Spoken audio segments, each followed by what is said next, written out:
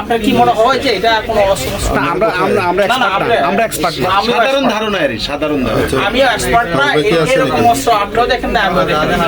তো যাই হোক, আমরা এটা আমরা শেষ করে না যাচ্ছি, পরবর্তী এক্সপার্টের বা কোনো মনোমত আসলে আমরা পরবর্তী তার গার্জেন সে আমরা দিয়ে দিব। গার্ডিয়ান জিম্মা দিচ্ছেন।